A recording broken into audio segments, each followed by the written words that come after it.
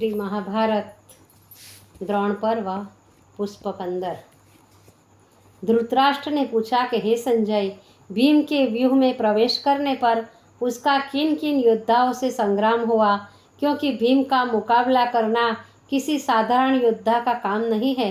संजय कहने लगे, महाराज, जिस समय भीम सिंह गर्जना करते हुए आगे बढ़ रहे थे, उसी समय कर्ण भी गंभीर नाद करते हुए भीम से युद्ध करने के लिए आगे आया।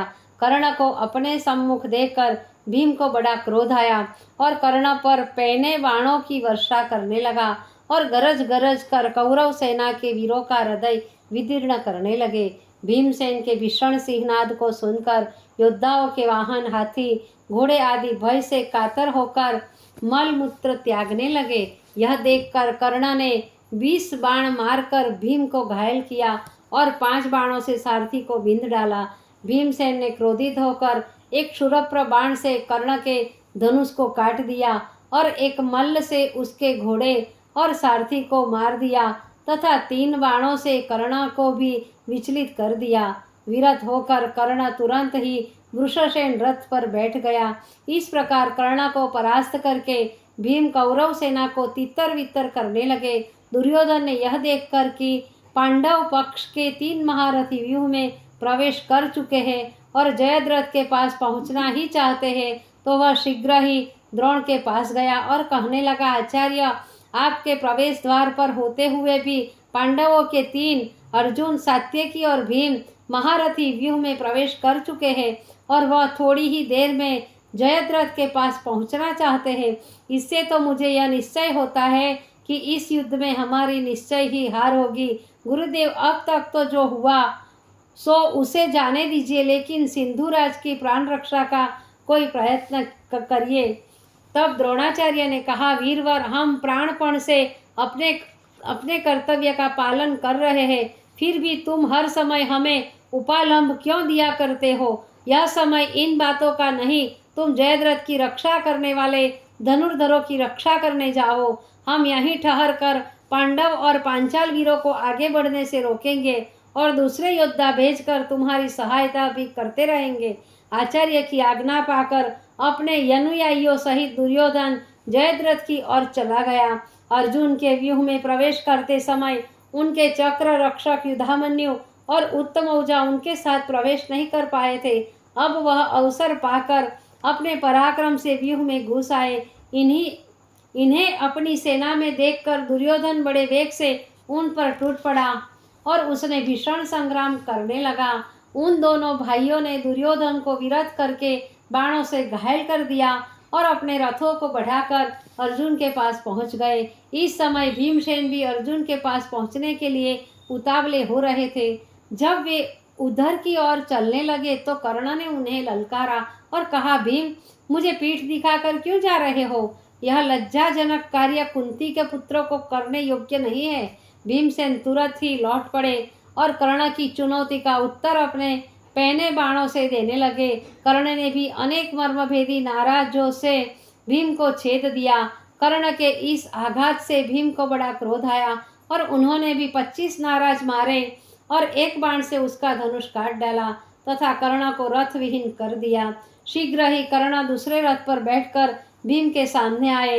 इस समय भीम को कौरवों द्वारा दिए गए सभी दुखों का स्मरण हो आया और इन दुखों का प्रधान कारण कर्ण को ही समझकर भीम अपने प्राणों का मोह छोड़कर कर्ण पर झपटे और कर्ण को अपने बाण जाल में बांध दिया। तब कर्ण ने अपने तीक्ष्ण बाणों से उस जाल को काटकर भीम को बाणों से आच्छादित कर दिया और वज्र का सा प्रहार करने लगे वाली भीषण लोह शक्ति भीम ने 7 बाण मारकर उसके टुकड़े टुकड़े कर दिए। तब कर्ण ने अपने विशाल धनुष पर रखकर 9 बाण भीम पर चलाए, लेकिन भीम ने उन्हें भी विफल कर दिया और कर्ण के धनुष को काटकर घोड़े और सारथी को मार डाला। दुर्योधन ने कर्ण को भीम के चुंगल में फंसा देखकर अपने भाई दुर्मुख को उसकी सहायता के लिए भेजा, लेकिन भीमसेन ने उसी क्षण उसे यमराज के घर भेज दिया। दुर्मुख को धाराशायी करके भीम हर्ष से सिंहनाद करने लगे। तब कर्ण ने 14 बाणों से उनकी दाहिनी भुजा को घायल कर दिया। घायल होकर भीम को बड़ा क्रोध आया और 3 बाणों से कर्ण के वक्षस्थल को भेद दिया तथा 7 बाणों से उसके सारथी को बींध डाला। कर्ण उन बाणों की चाटों से घबरा गया और अपने रथ को युद्ध क्षेत्र से बाहर ले गया।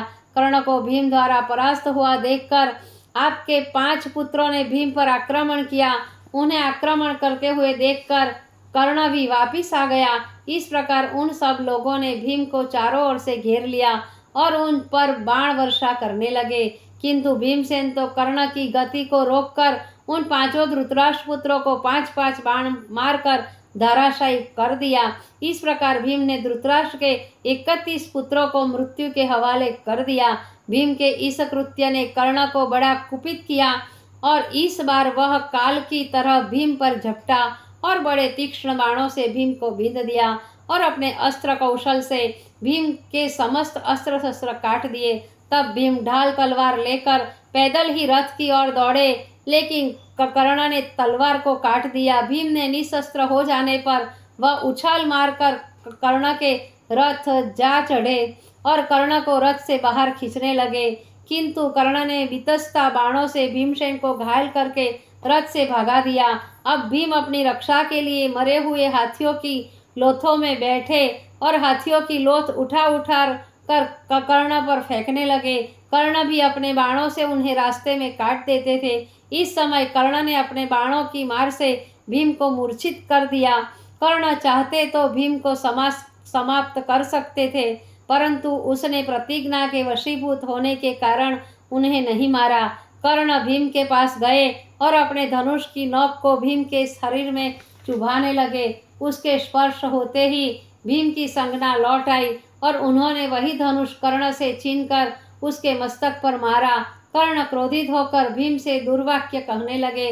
कर्ण के कठोर वचनों को सुनकर भीम ने कहा, कर्ण, इस समय हम निशस्त्र हैं, तुम चाहे जो कुछ कहो, किंतु हमने तुम्हें कई बार युद्ध में परास्त किया है और यदि तुम जैसा अपने लिए कहते हो वैसे ही वीर हो तो जाओ नियमानुसार तुम भी अस्त्र शस्त्र रखो और हमारे साथ मल्ल युद्ध करो और देखो कि तुम्हें भी कीचक की तरह यमपुर भेजता हूँ या नहीं। कर्ण ने सब सैनिकों और राजाओं के समक्ष भीमसेन से मल्ल युद्ध करना अस्वीकार कर दिया और युद्ध से हट गया। उधर सात्यकी, कंबोज आदि योद्धाओं को पराजित कर अपने श्वेत घोड़ों के रथ में बैठा हुआ अर्जुन की ओर जा रहा था कि रास्ते में अलम्बुस ने अपने रोकना चाहा और अपने धनुष को कान तक खींचकर 10 बाण मारे, लेकिन सात्यकी ने अपनी तीखी तलवार से अलम्बुस का सर धड़ से अलग कर दिया और अर्जुन की ओर अपना रथ बढ़ाया।